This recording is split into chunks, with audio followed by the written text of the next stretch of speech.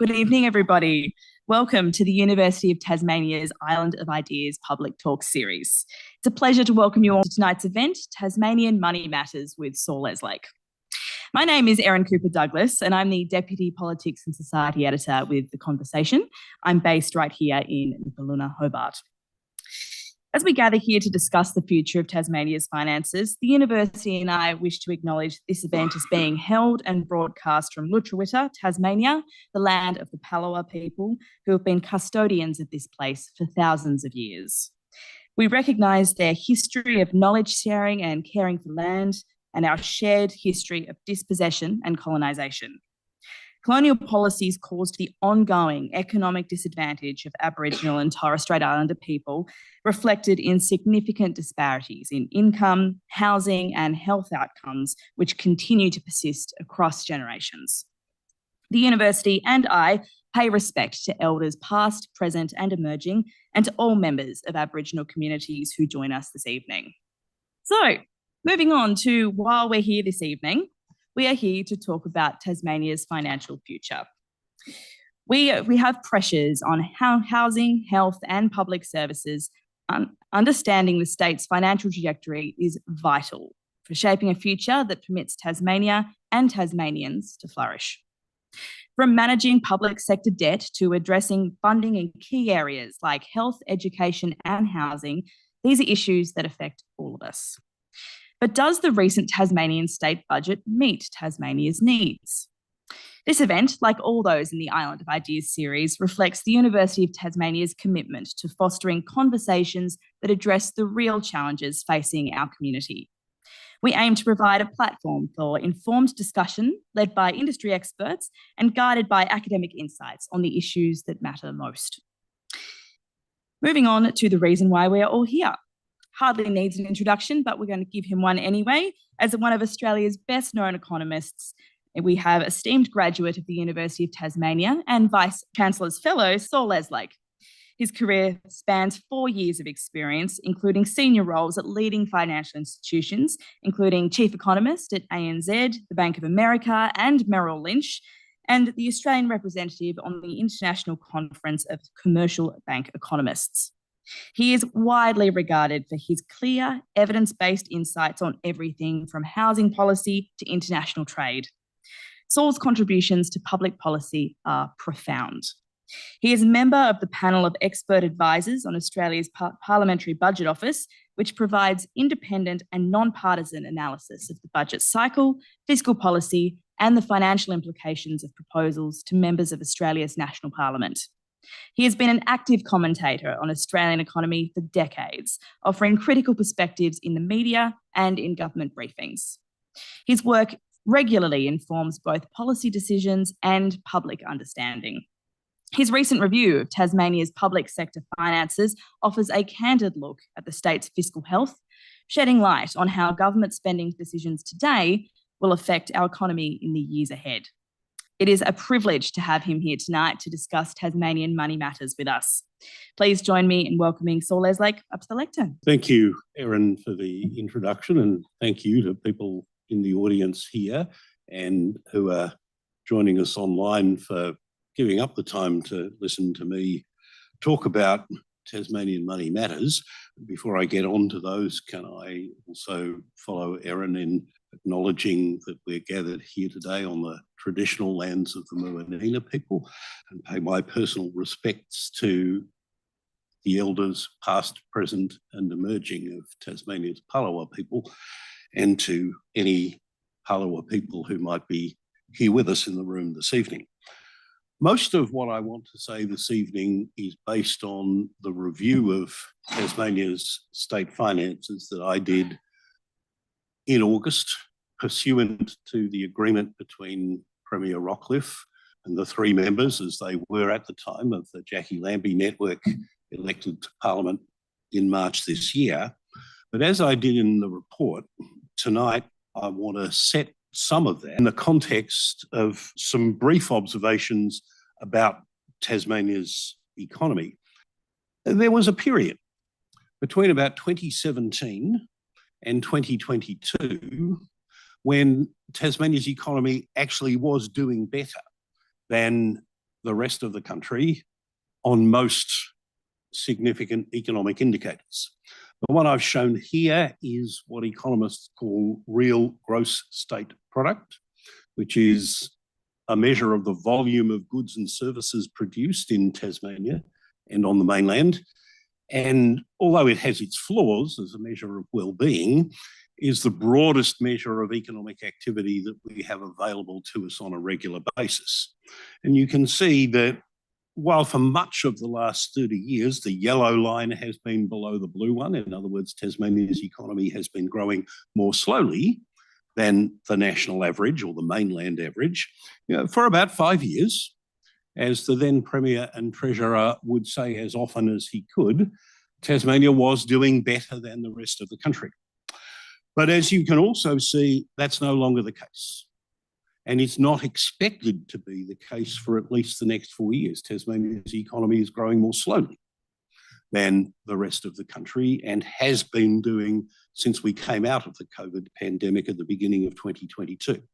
And the same thing is true if you look at employment, which is probably a more tangible indicator of economic performance for people who aren't economists than gross domestic product is.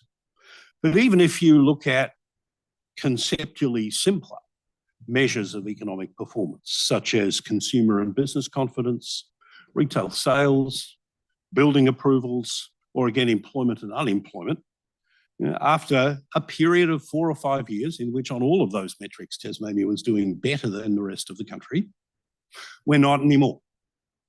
Contrary to what former Premier and Treasurer Peter Gutwein said during COVID, we haven't emerged from the pandemic doing better than the rest of the country.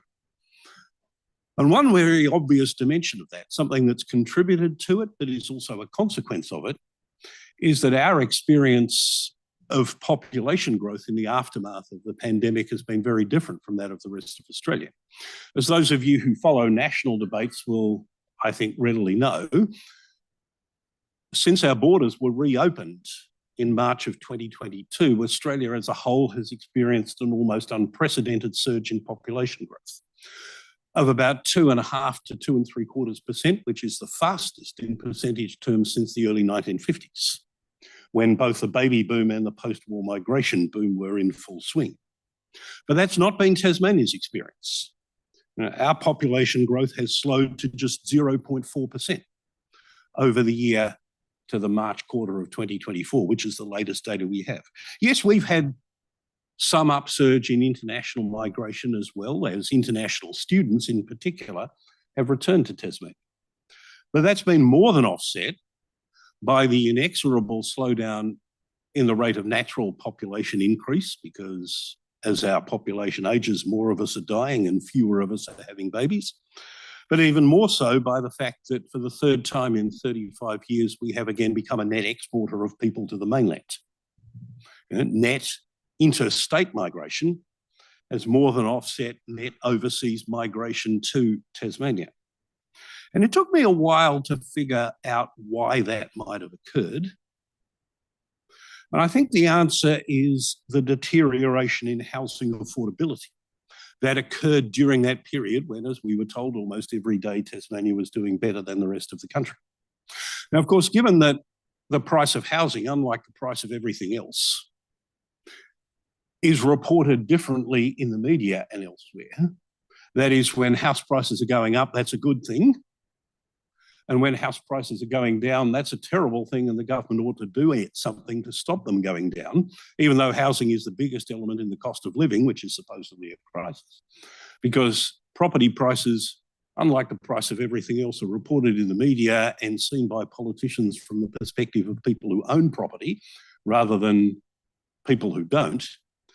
But nonetheless, between 2017 and 2022, we saw a significant narrowing between house prices in Tasmania and in particular in Hobart and the rest of the country.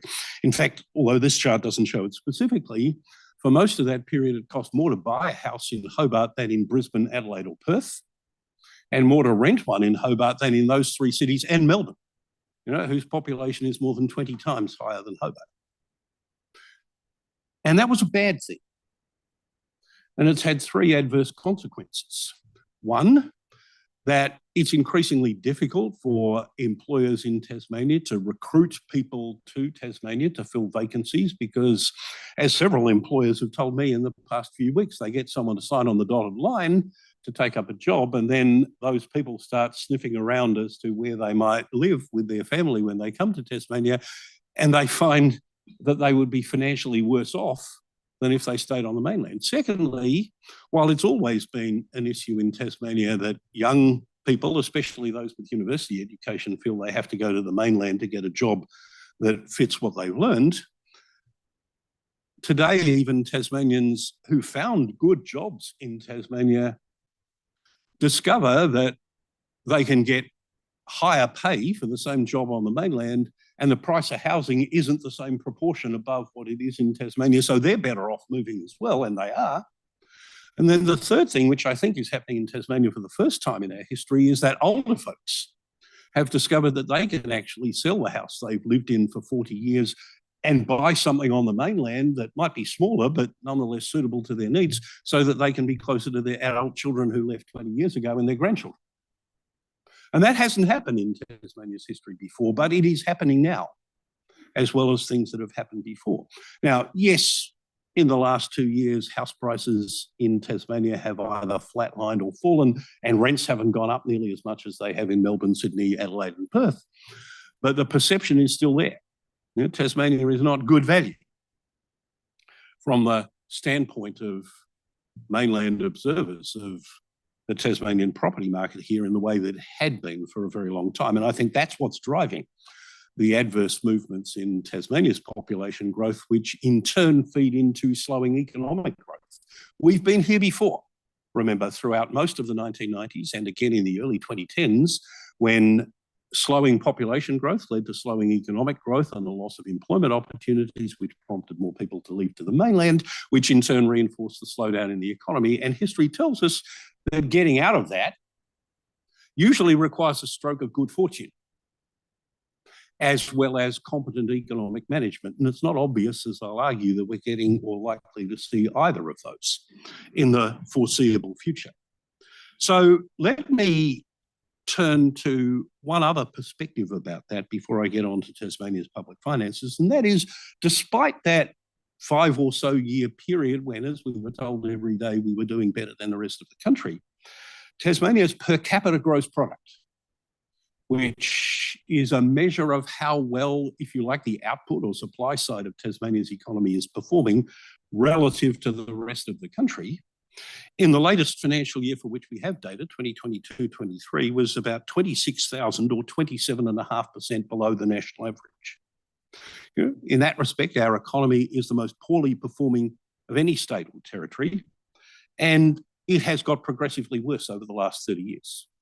Now, the big decline in 2022-23 was partly the result of the drought, which adversely impacted Tasmania's agricultural sector, which accounts for 10% of our economy, compared with about 2.5% of the national average. So when the 23-4 numbers come out, they will probably show some uptick. But nonetheless, the clear message of the chart on the right is that our 5 minutes of economic sunshine, as John Howard might have called it, haven't done anything to improve the performance of Tasmania's economy relative to that of the other states and territories. And there are 3 reasons why we are and have been and probably will for the foreseeable future be the poorest state in the country. The first is that a smaller proportion of Tasmania's population has a job than that of any other state or territory. Now, some of that's because we have a higher proportion of our population who are over the normal retirement age than any other state or territory. But if you break it down into age groups, in every age group, a smaller proportion of Tasmanians have jobs than in any other state or territory, with the occasional exception of 15 to 19-year-olds who in this state are less likely to be in upper secondary or tertiary education than in any other state and territory. So that's nothing particularly to be proud of. So the first reason is that 2.5 percentage points fewer of Tasmanians have jobs than in the rest of the country. The second reason is that those Tasmanians who do have jobs work on average about 1.25 fewer hours per week than mainlanders, which might not sound like very much, but multiply it by 52, and it's as if we had 7 extra public holidays a year compared with the rest of the country. Now, that's not because Tasmanians with full-time jobs work fewer hours than people with full-time jobs on the mainland. It's not because Tasmanians with part-time jobs work fewer hours than people with part-time jobs on the mainland. It's because a much bigger percentage of jobs in Tasmania are part-time than in other states and territories. And the third reason is that for each hour that a Tasmanian with a job does work, he or she produces about 20% less by way of dollar value of goods and services than workers in mainland states and territories. And as a matter of arithmetic, these three things, the proportion of the population who have a job, the average hours worked by that proportion of the population who have a job work, and how much they produce for each hour that they do work, explain all of the difference between Tasmania's per capita gross product and that of the other states and territories and the national average. And although I haven't got time to go into it tonight, the single biggest reason why we fall short on all three of these things is our low levels of educational attainment. You know, one of the most obvious sets of correlations that there is in Australian economics is that the more education you have, the more likely you have a job, the more likely that job, if you have one, is to be a full-time one, and the more that you are going to get paid for doing it because your productivity is higher, which is why I and other colleagues that I've been working with have been for so long putting so much stress on the need to reform Tasmania's education system so that it gives our kids the same opportunities that people in mainland states and territories take for granted. If we could solve our education problem, we would go a long way to solving these problems. You know, we can't be Western Australia, the richest state in the country, because we don't have the mineral wealth that Western Australia has been so blessed with. We can't be Sydney or Melbourne because we don't have the population centre to support high productivity financial services or professional services businesses. But there's no reason at all why we couldn't be where South Australia is, for example, by fixing up our education system. And while health is also one of Tasmania's biggest problems, as you all know, we have the sickest population in the country. We have that in part because of the lifestyle choices to smoke more than other Australians, to drink more than other Australians, to exercise less and eat fewer fruit and vegetables than others, are in part the result of low levels of educational participation and attainment.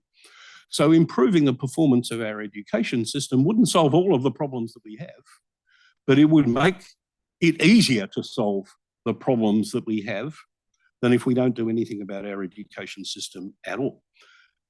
Now, part of the difficulty in getting people and politicians to think about the consequences of our poor economic performance is that most Tasmanians are shielded from it personally by the way that our national tax and social security systems work. That is to say, remember I said that Tasmania's per capita gross product is 27% below the national average. Most people don't know, and this is not a criticism, what gross state product is. Economists do, but most ordinary people wouldn't know what gross state product was if you fell over it.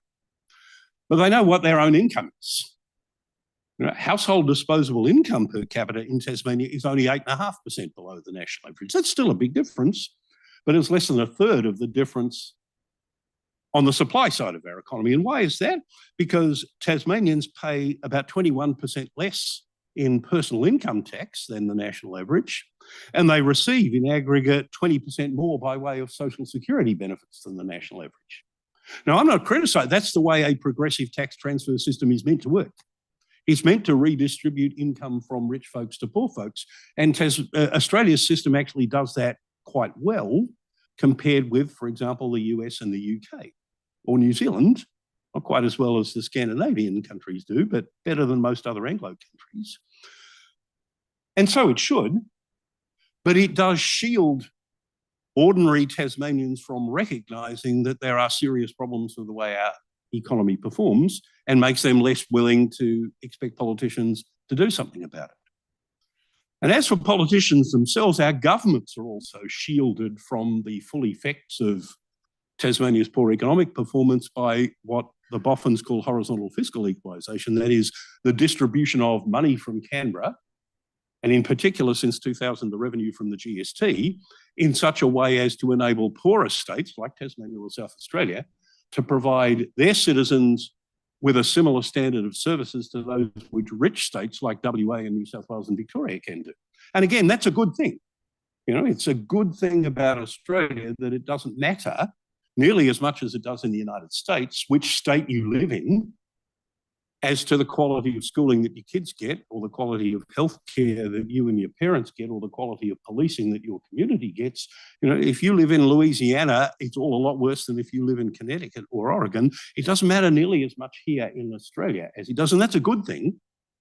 I wouldn't want to change it, but it does mean that our governments are shielded from the effects of our state's poor economic performance and of us less motivated to do anything about it.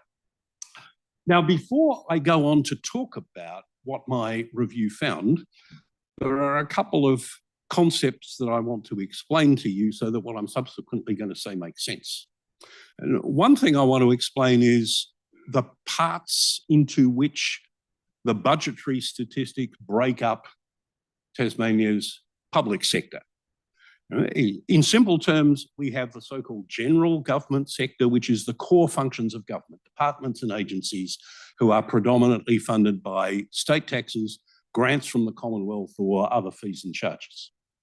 Then we have public non-financial corporations, or they're often called state-owned companies or government business enterprises, GBEs, who are funded for the most part by selling stuff, electricity in particular, sometimes water, sometimes trees, logs.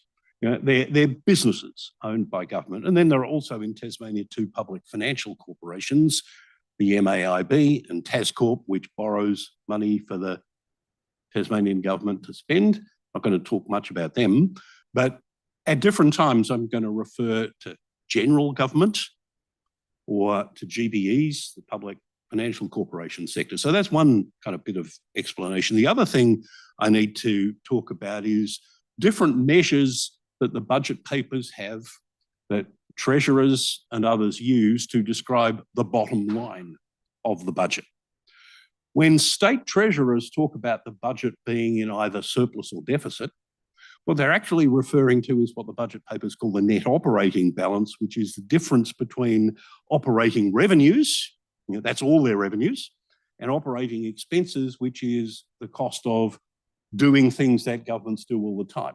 And teachers, police, nurses and other medical staff, child protection, housing officers, those sorts of things, grants to local governments and to community organisations, that's operating expenses. And as I say, that's what state treasurers are talking about when they refer to the net operating balance. The net operating balance doesn't include capital expenditures or infrastructure spending.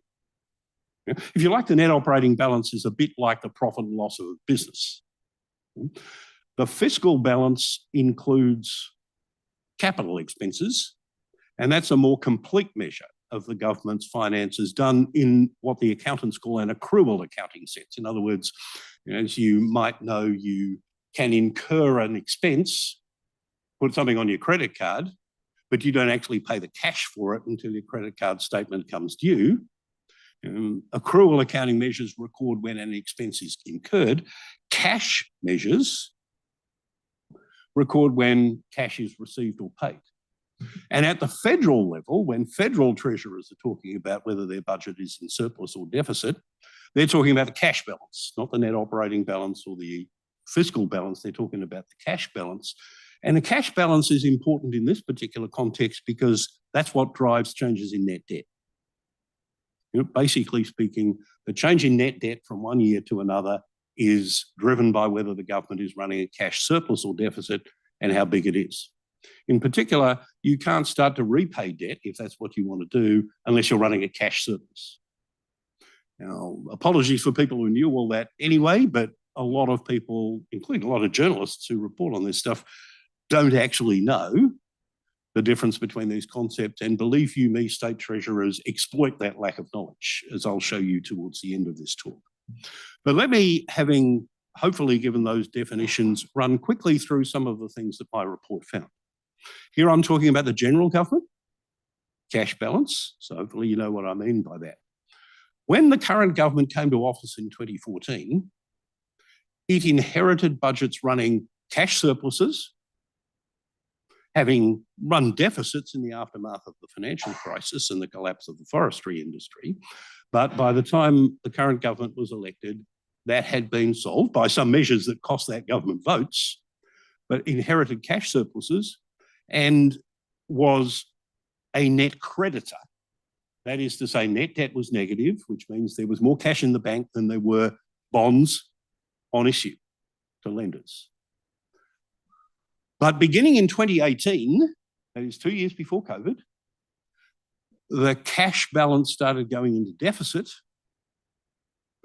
And of course, during COVID itself, governments all over the world, including the Tasmanian government, properly started to run much bigger deficits, both to deal with the health emergency and to tide businesses and households through lockdowns, which governments had imposed for health reasons. So it was right and proper that they did that. But it has continued long since COVID ended in early 2022, such that Tasmania is now a significant net debtor, and that net debt is expected to increase to $8.5 billion by the end of 2027-28. Now, this is, again, something that's a little bit complicated, so I'm going to try and explain the concepts that are used here. The budget papers tell a story, if you care to look at them, as to why the budget has moved from surplus to deficit between one year and the next, or why the deficit has got bigger or smaller. And in simple terms, the budget bottom line can change from one year to the next for two reasons. One, because things have happened in the economy or in society that have affected government revenues and spending, or because the government has made decisions to increase or reduce spending or revenues. Now, in the Tasmanian context, one of the things that can have a significant impact on the budget bottom line over which the government has no control is changes in the amount of money we get from the Commonwealth, either from our share of the GST or from Commonwealth grants for specific purposes like health, education, or housing. It can also happen, for example, if land prices fall a lot or the number of property transactions decline so that the government doesn't collect as much stamp duty as they otherwise would, or doesn't collect as much land tax, or if wages for some reason don't go up as much as expected so the government doesn't collect as much payroll tax as it would have done. All of these things in the budget papers are called, quote, parameter variations. Often word, but that's what it means. So parameter variations can have a big impact on the budget. The other thing that has an impact on the budget are decisions the government makes itself to spend more money, either on services like hospitals and schools or on infrastructure, or less commonly to raise or lower state taxes. So what these charts show is for the period up to 2023-4, the last year that is finished, the net impact of those things on the difference between what actually happened and the first time the government made a forecast in a budget 4 years earlier. So, for example, in the 2024-25 budget that was presented last month, the budget contained forecasts of the budget bottom line and everything that contributes to it out to 2027-28. So what I've done here, for example, on the left-hand side for 2017-18 is say, what was the difference between what we actually got in 2017-18 and what had been first forecast 4 years earlier in 2013-14? And what this chart tells you is that if the government hadn't done anything at all, favourable parameter variations, like getting more revenue from the GST or the economy being stronger than expected, would have actually produced better results. But the impact of all those, quote, parameter variations was more than offset by conscious government policy decisions to spend more. In other words, and the same thing is what I've done over on the right-hand side there is for the years that we haven't finished yet. How have the forecasts for 2024-5 through 2027-8 changed as a result of either things over which the government has no control or things which the government decides for itself? And what these charts tell you is that the deterioration which I just showed you in the government's financial position was entirely the result of decisions taken by the government. It wasn't the result of the Commonwealth being nasty to Tasmania. It wasn't the result of the economy turning down. It was the result of conscious government decisions. In particular, as the Secretary of the Treasury said in the pre-election financial outlook that was published at the end of February during the election campaign, at the 2018 election and at the 2021 election, the party which won promised to spend $1.6 billion over 4 years without saying a word about how they were going to pay for it. Despite that warning, the party which won the 2024 election promised to spend $1.8 billion without saying a word about how they were going to pay for it. And just to be clear, I'm not being partisan about this, the party that didn't win promised to spend even more without saying how much they pay for it. And the party that came third promised to spend over $4 billion without saying much about how they would pay for it. So I'm blaming the current government because they're the government, but alternative governments would have been no better. This problem is one that has been made in Hobart, not in Canberra, not in Beijing, not on Wall Street, not in Ukraine, not in Gaza, but here in Hobart by our own elected representatives. And the result, when you compare Tasmania with other states, looks increasingly onerous. These show the cash balance for the general government sector for all of the states and territories over the next 5 years. And you can see that Tasmania's cash deficits are not the worst in the country, but they're by no means the best either. Tasmania's net debt is not as bad as Victoria's or the Northern Territories, but it's not that long ago that it was as good as Western Australia's and Queensland's. It's not anymore. This doesn't tell you the whole story, however, because Tasmania has a much bigger unfunded superannuation liability to current and future generations of retired public servants than any other state. And it looks like the ACT has a lot, but there's a little riddle there that the ACT actually does fund its public service super liabilities, but it puts the assets in the Commonwealth Government Super Fund as a legacy of when the ACT government used to be a department of the federal government.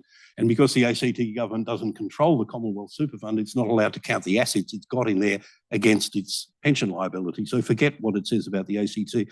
Tasmania's is much worse. Tasmania was for a while under Ray Groom's government, Tony Rundle's government, and especially under Jim Bacon's government, putting money aside to fund that super liability. But Paul Lennon, David Bartlett and Lara Giddings took all the cash out and spent it. So we have a big unfunded superannuation liability. And when you include that in a measure which the budget papers call net financial liabilities, Tasmania is now up there with Victoria and the Northern Territory, which everyone who follows these things closely knows are, quote, basket cases, unquote. But again, that's not the whole story, because when you include Tasmania's government business enterprises, remembering that government business enterprises account for a much bigger share of Tasmania's economy than almost any other state except WA and Queensland. Victoria doesn't have any more because Kennett sold them all off. Greiner and Fay sold a lot of them off. Even when I say Kennett did it, Dan Andrews, the most self-avowedly left-wing premier in Australia's recent history, sold the ports in Melbourne. So it wasn't all right of centre governments. But when you include GBEs, Tasmania's total non-financial public sector deficits are the biggest in the country.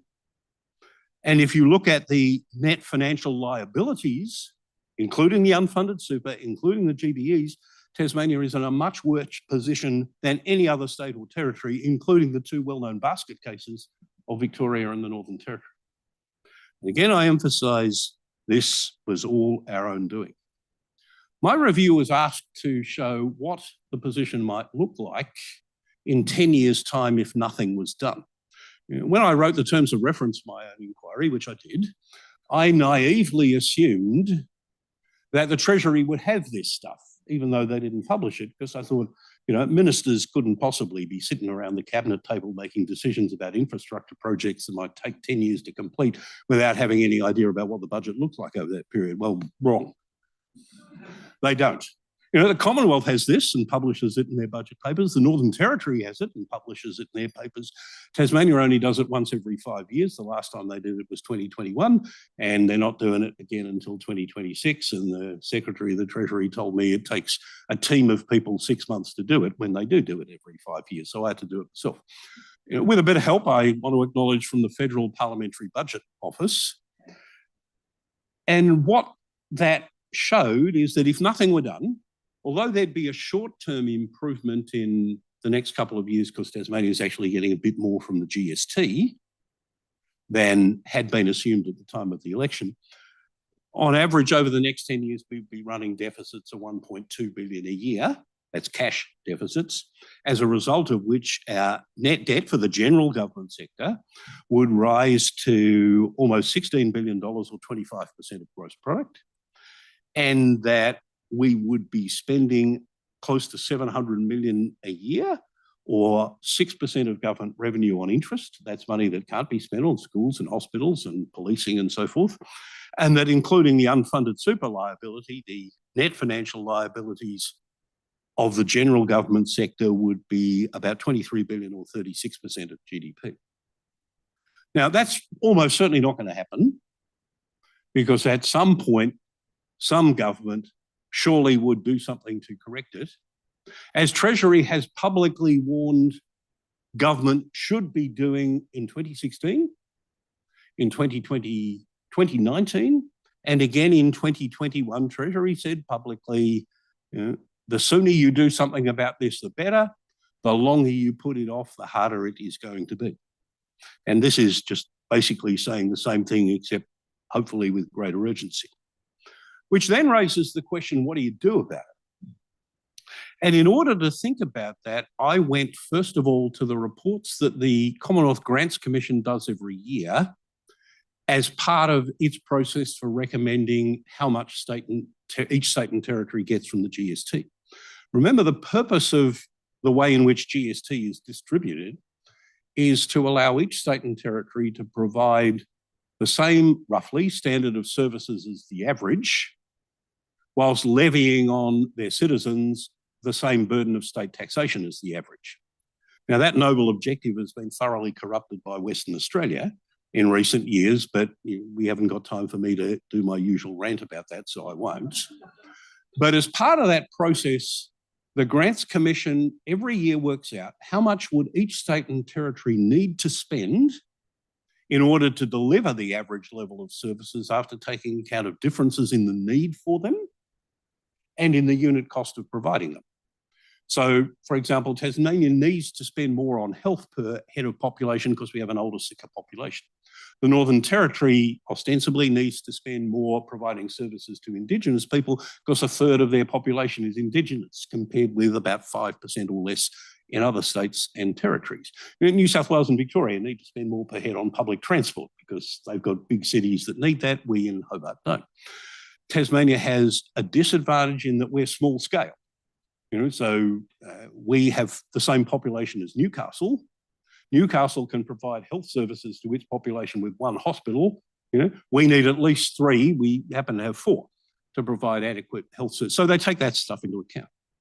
And their conclusion is that Tasmania needs to spend a little bit more per head than the national average to provide the same standard of services as the average of all of them. They also look at the revenue side and ask, how much could each state and territory raise from payroll tax, land tax, stamp duties, mineral royalties, etc., if it had the same tax regime as the average of all states and territories? And again, they take account of things like average wages that affects payroll tax, average land values that affects land tax, how much minerals you have, which affects how much you can collect from mineral royalties. And the conclusion is, for example, Western Australia can raise lots of money because although the Western Australians will tell you it's all their own hard work, nature happens to have blessed them with enormous resources, and the Chinese have pushed up the price of those resources to stratospheric levels. We haven't got that. We have, as we saw, a population that earns below average income, so it's harder to collect payroll tax, etc. So the Grants Commission therefore recommends that Tasmania should get a much bigger share of GST than its share of the population so that the Tasmanian government can provide the average level of services whilst not levying above average state tax burdens on them. So that was my starting point. And then you can use Grants Commission data to compare what each state is actually spending with what they need to spend in order to provide the average level of services, and to compare how much they actually raise from state taxes and charges with how much they would raise if they were imposing the average level of state taxes and charges. So if I'd been writing my report about Victoria, for example, you would say Victoria is spending quite a bit more, 8% more than it needs to provide the average level of services, and that's one reason why potentially they're in a financial mess. But look at Tasmania, and what the Grants Commission says is that Tasmania is spending about 7.5% less per head of population than it would need to in order to provide the same standard of services as the average. Now, that's per head of population, multiplied by the population, and that works out to about $570 million a year on average over the last 4 years, less than needed to provide the average level of services. If you think our schools and hospitals are not very good, that's probably part of the reason. The same analysis shows that Tasmania is collecting about 4% less by way of state taxes than it would if we levied the average burden of state taxes. Turn that into millions of dollars and it's about $170 million a year. And although I haven't shown it here, we collect about $42 million a year less from mineral royalties than if our mineral royalty regime were the equivalent of all other states and territories. So what this said to me is that you can't solve Tasmania's financial problems by cutting spending in the way that you would start to if this was Victoria, not Tasmania. And that was one of my recommendations. I also said this because if you think about what state governments spend their money on, which is mostly wages and salaries of public sector employees, or grants to local governments and community organisations who in turn spend that on their employees, basically a dollar taken off government spending is a dollar taken out of the Tasmanian economy. Whereas because most state taxes are paid by business, and they are a deduction against businesses' company tax liabilities, a dollar in additional state taxes, 30 cents of that actually comes from Canberra, and only 70 cents is taken out of the economy. And to the extent that state taxes are paid by wealthier individuals, for example, land tax, then some of that's going to be funded by reducing saving or spending less on goods that are imported from the mainland or overseas. So I also said that, this is tough stuff. You can't fix up a budget without inflicting pain on someone. But a dollar of pain inflicted by cutting spending has a bigger impact on the economy than a dollar of pain inflicted by raising taxes in the Tasmanian context of 2024-25. I also said that Tasmania really can't afford to run the biggest infrastructure spending program in the country relative to the size of our economy, as we are now seeking to do. And so another area which could be looked at in order to fix up Tasmania's budgetary problems is the amount of infrastructure spending that is currently being done. I talked about how you would measure, how you would recognise a sustainable fiscal position. A sustainable fiscal position being one that doesn't require dramatic course corrections every year in order to stay on track. And in order to get there, I said, you can't do it in 1 year without inflicting really serious damage on the economy. Just look at Greece if you want an example of if you try and do that sort of stuff too quickly. But we ought to return to an underlying net operating surplus within about 4 years. That we should, having done that, try and maintain an overall fiscal surplus, that is including capital expenditures, which are not in the net operating surplus over a 5 to 10 year period, which means although you shouldn't always feel you've got to fund infrastructure spending out of current revenues, in the circumstances where Tasmania now finds itself, we actually do have to do that if we're not going to keep adding to debt. We need to reduce the ratios of net financial liabilities as a proportion of our economy. I said rather than picking a precise figure, just to less than the average of all states and territories. And because we have this huge unfunded super liability, that means that we in particular have to reduce net debt. to a significantly lower level than the average of all states and territories.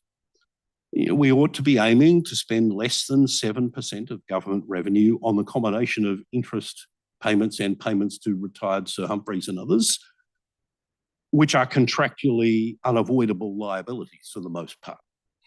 And I think we should be aiming to raise a bigger proportion of what we spend from our own resources, partly to enhance our resilience to arbitrary decisions by the federal government to preference states that have more seats in the House of Representatives, like Western Australia, and to answer people on the mainland who say they're sick of subsidising Tasmania, who doesn't pull its own weight by raising more of the revenue that we want to spend on services.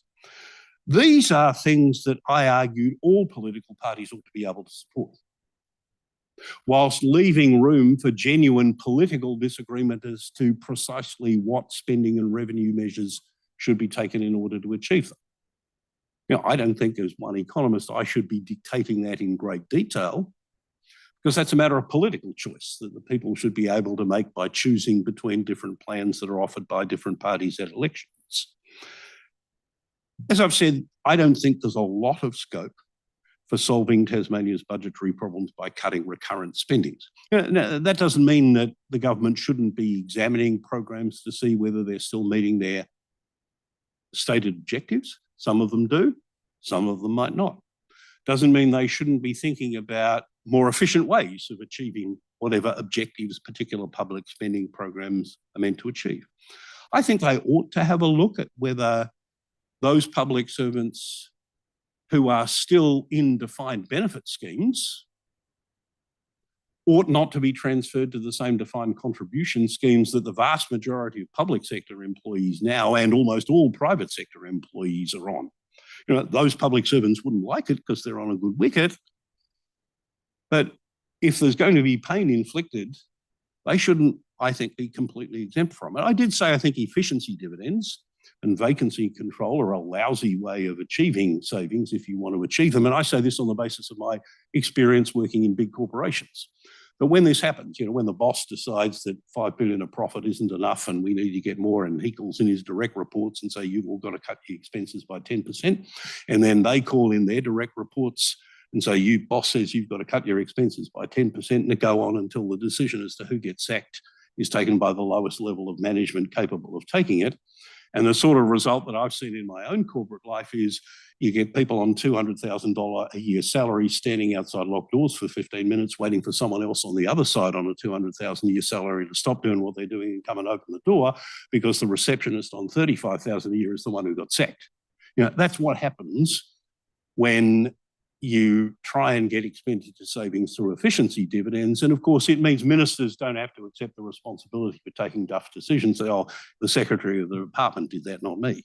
It's a lazy way of doing it. As I've said, most of the heavy lifting will have to be on the revenue side rather than on the expenditure side. And I gave some options for doing that. Tasmania has, for example, the highest rate of payroll tax of any state, but the smallest proportion of businesses paying it, which is the opposite of good tax design. And having a very high tax-free threshold has done nothing to create jobs, because more than 80% of the jobs that have been created in the private sector in Tasmania in the last 10 years have been created at businesses that have to pay payroll tax. Payroll tax is actually, if you think about the way it works, very like a GST in its incidence, and nobody says the GST is a tax on jobs. Neither is payroll tax. Most Western countries have much higher payroll taxes than we do. It's just they don't call them payroll tax, they call them social security contributions or social security taxes. And in America, they're 13%. In most Western European countries, they're between 18 and 23%. We could be doing that. We should replace stamp duties with a broadly based land tax that doesn't exclude the family home. You can do things to look after asset-rich but income-poor people like pensioners. You can have a tax-free threshold for low-value properties, but that would do far more to promote home ownership than any number of first homeowner grants and other schemes. I think we should see if we can impose the same surcharges that state governments impose on the stamp duty and land tax payable by foreign investors on mainland investors in residential property. We don't want to stop mainlanders from buying property if they plan to move here. We don't want to stop mainland or any investors from building new houses because that adds to housing supply.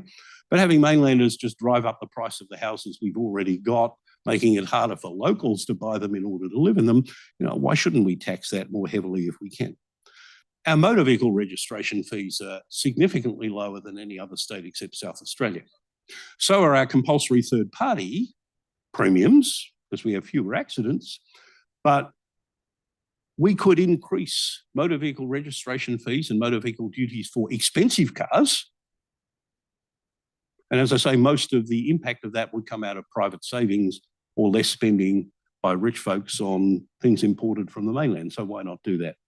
We could increase mineral royalties in line with the findings of the Grants Commission. And we need to defer or reduce planned infrastructure spending and, importantly, reform the way infrastructure budgets are put together. The right way to do this is to decide how much you can afford to spend on infrastructure, having regard to the state of the budget and the need for additional infrastructure spending and the capacity of the construction sector to deliver the projects without cost blowouts or undue delays. And then having decided how much you can afford to spend, you decide which projects get funded by ranking them according to some measure of ratio of benefit to cost until you've spent the budget. That's what should happen. It isn't what does happen. What does happen is that ministers bring their pet projects to the cabinet table, sometimes with an eye to which electorates they're located in. And it's almost like, the hot chocolate song, everyone's a winner, baby, or every child wins a prize, that every minister gets something and the infrastructure budget is the sum total of what comes out of there. The reason why I didn't recommend, as I know a lot of people would like me to have done, that particular projects should or shouldn't go ahead is because it would have been hypocritical of me to do that, not having seen the business cases for any of these projects and suspecting that in many cases that sort of assessment has never been done, which it should be, as part of the process for formulating an infrastructure spending budget. Which brings me to the budget that was brought down in the 19th of September this year. The Treasurer proclaimed that although there wasn't going to be a surplus in the 4 years which this budget covered, they were nonetheless on a path back to surplus by 2029-30. When he was saying that, the Treasurer was referring to what I explained to you before was the net operating balance, the difference between operating revenues and operating spending.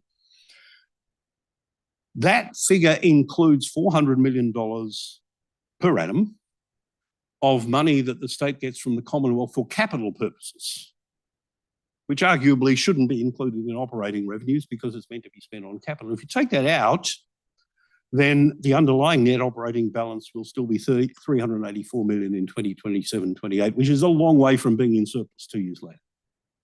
Remember also, as I said to you before, that the operating balance doesn't include CapEx, doesn't include infrastructure spending. The fiscal balance, which does, will still be in deficit by almost $300 million by 2027-28. It's a long way from being in surplus. The cash balance, which, as I said to you before, it's whether the cash balance is in surplus or not, is what determines whether you can start repaying debt. The cash balance will still be in deficit by $396 million in 27-28. That's a long way from being back in surplus.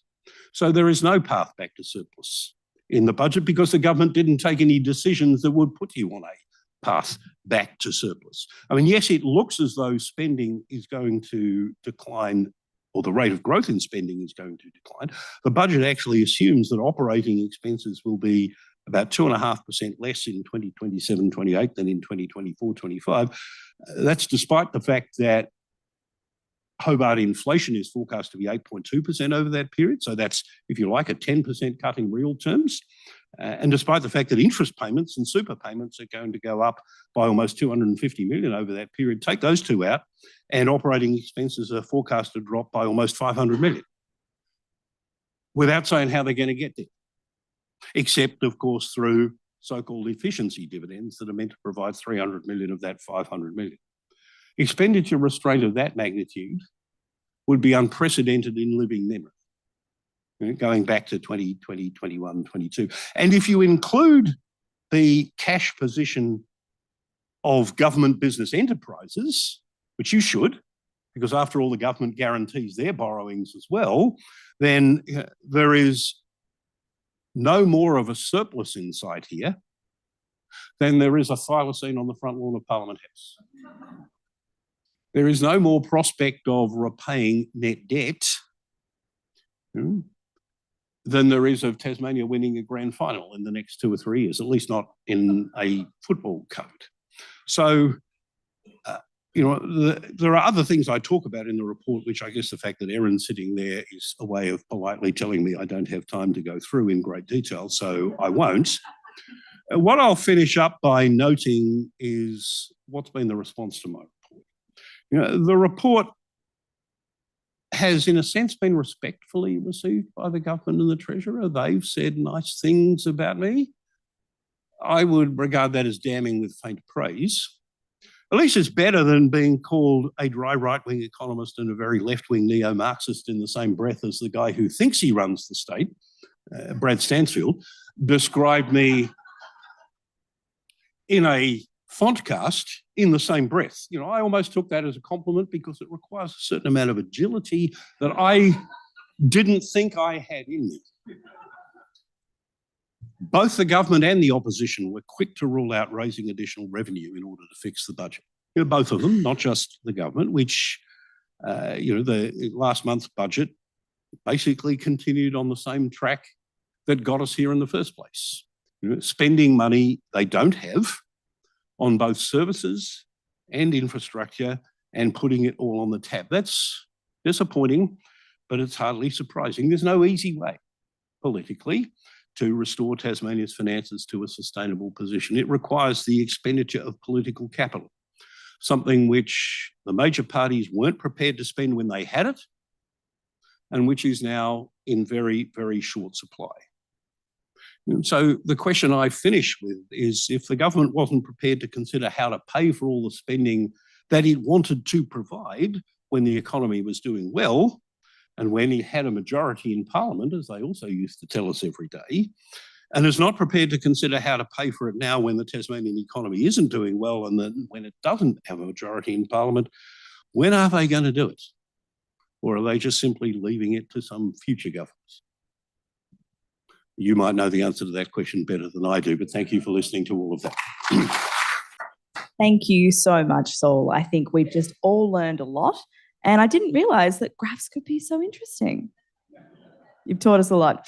All right, we're going to move straight to questions now. But somebody online, an anonymous attendee, asked that the government has a plan to complete the redevelopment of the Royal Hobart Hospital by the year 2050, and the north and northwest redevelopment timelines are similar. This is presumably because of financial reasons, but does not appear to be in the best interests of the health of Tasmanians. What are your comments on that? I don't know whether all of that rebuilding is what's required to deliver the sort of health services to Tasmania that people in other states expect and for the most part get.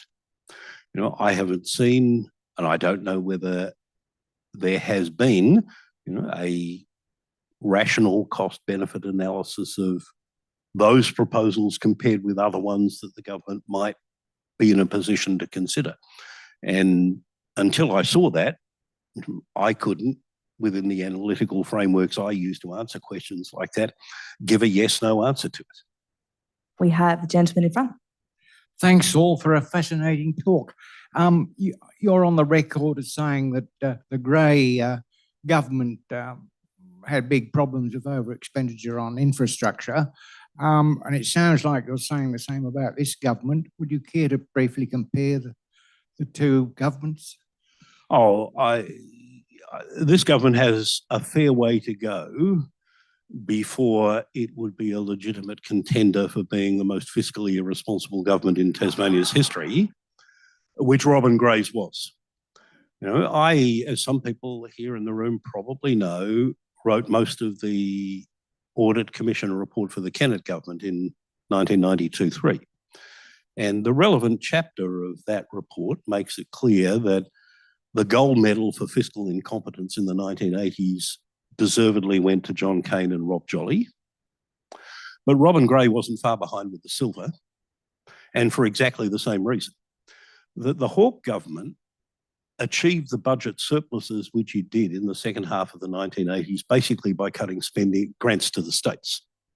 That's how they did it. Keating and Walsh did it mainly by cutting grants to the states.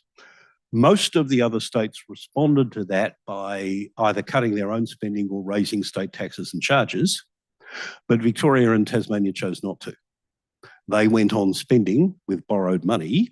Cain and Jolly in Victoria used techniques that Enron later made famous to conceal the extent to which they were borrowing in order to avoid making hard decisions that other states and territories were made.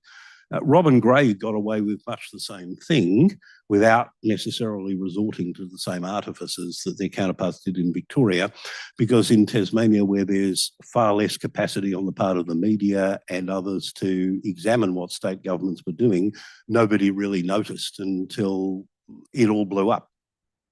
And how Robin Gray ended up getting an AO in this year's honours list after that performance and after what the Royal Commission into the Rouse bribery scandal found out about him, it just completely eludes me. We will go to another online question next. And I'm sorry, you knew it was coming.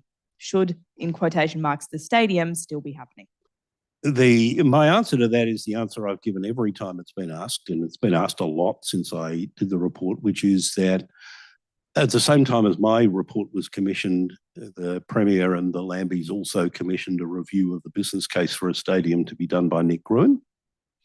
I know Nick Gruen and have a lot of respect for him as an economist, and I'm not going to cut across what he's going to say or seek to preempt it, but my view on that question will be heavily influenced by what he says. So I'm going to wait until I see what he said before deciding whether I need to change the view I expressed, I think in late 2022, or remain as it was then. My honest answer to that question is, I don't know, and I'll make up my mind when I've seen what Nick Gruen says about it. Thanks, Saul, for a fantastic presentation. You're talking about the forecast that the government, both federally and statewide, each state does.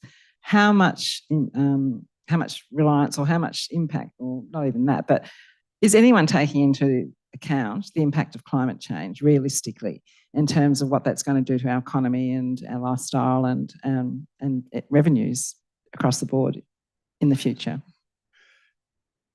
The answer in general terms is yes, but not completely.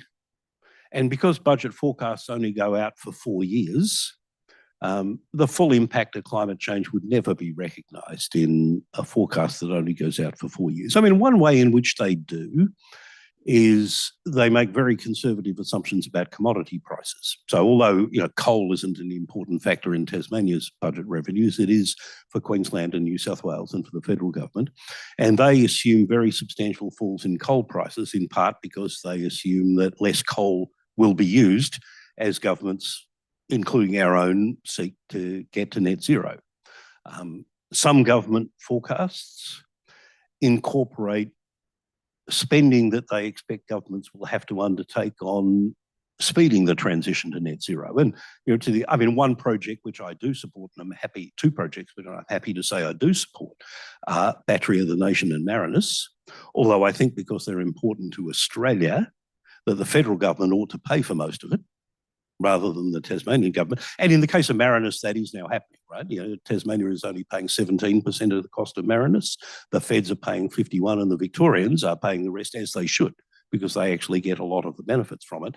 But that kind of spending that's necessary to make the transition to net zero happen in the time frame that the science tells us it needs to happen, so at least some of that spending is included in the budget.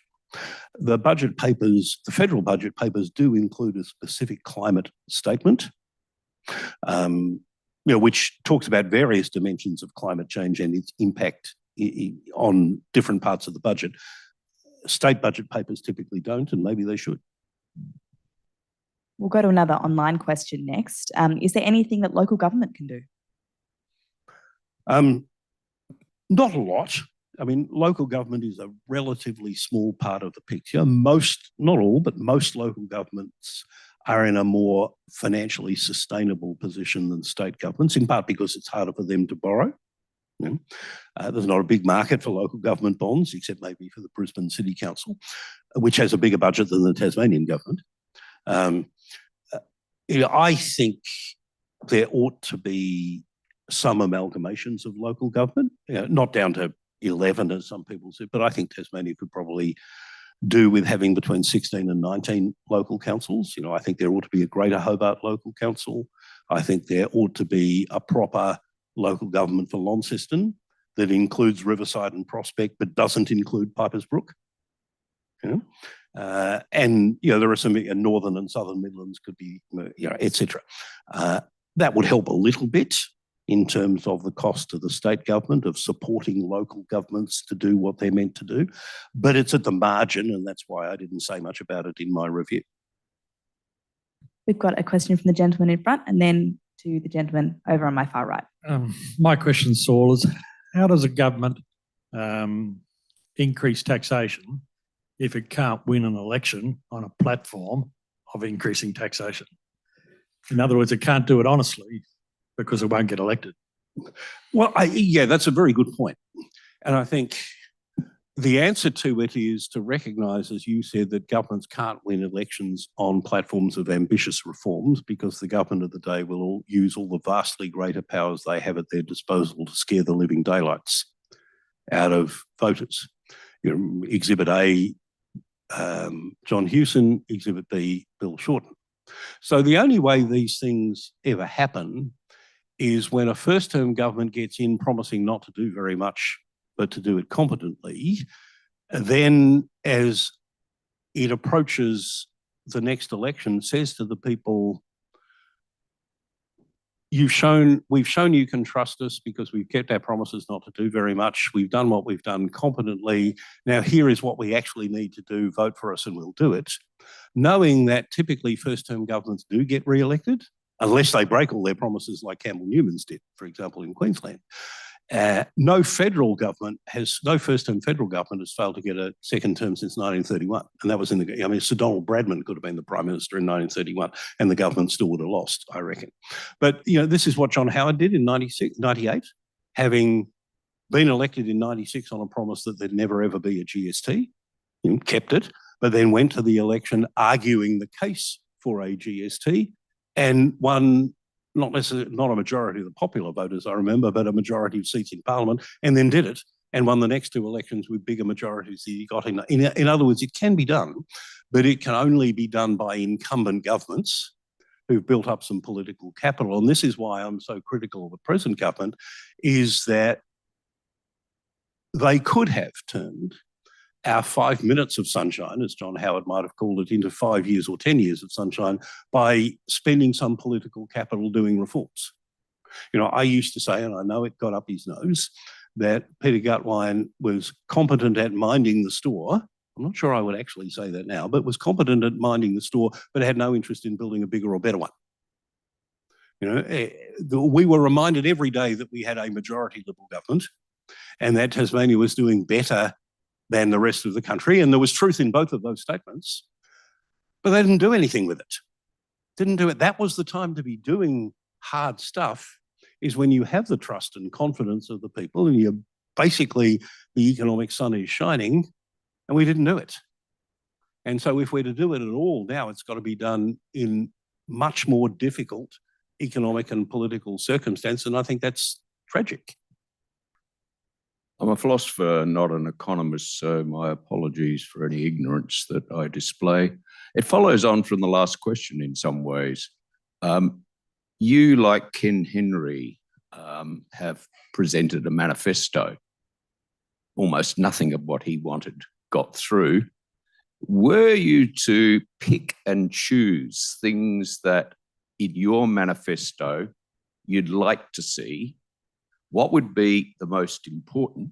And another criterion that cuts across that for your decision, What do you think, even though you're an economist and not a political scientist, what do you think would be the trade-off with what was politically possible?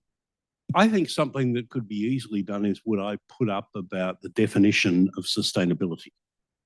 That is to say, some targets that governments ought to be bound by without saying precisely how they get there, because that should be a matter of political choice. But to write into the Charter of Budget Responsibility Act that the net operating balance should be less than some number, that the fiscal balance should be, amendments to the Charter of Budget Honesty Act, Budget Responsibility Act could be moved by the opposition, the minor parties and the independents and carried, like the motion for a review of the education system was done. And the government would probably, while it wouldn't absolutely have to comply with it, would look pretty silly if they didn't. So that's one thing. The other one thing, if I can mention it, that I think would be an easy win, which was in my report, was for Tasmania to have a parliamentary budget office. Now, it couldn't be on the same scale as the Australian one, but a parliamentary budget office would even up the contest between the government, who has access to all the resources, and the opposition and minor parties and independents who don't. It would, if it's like the Federal Parliamentary Budget Office, play an incredibly useful role in educating parliamentarians, journalists and the general public about some of these issues that are so poorly understood in Tasmania, and it would be relatively cheap. And again, the opposition and the independents and the Greens could move a motion to establish a parliamentary budget office, which would probably be, if the Legislative Council approved of it as well, would probably be binding on the government. So those are things that could actually be done without requiring the expenditure of a lot of political capital. Thank you so much, Saul. We've run out of time to take any further questions this evening, but please join me once again in thanking Saul for sharing his insights tonight. This talk will soon be available as a video and a podcast on YouTube and SoundCloud channels, so keep an eye out. We'd love it if you shared it with your friends, colleagues, loved ones, whoever you think might find it interesting. You can also head to the Island of Ideas webpage for further details. And just while we've got you, just before you leave, please consider registering for the next Island of Ideas talk next week, The Value of Independence. It's with Nobel Peace Prize laureate and President of Timor-Leste, Jose Ramos-Horta. So it will be a really interesting talk. You can catch it online or at the Stanley Burbury Lecture Theatre. Thank you all again for taking part in this special event tonight. Have a good evening.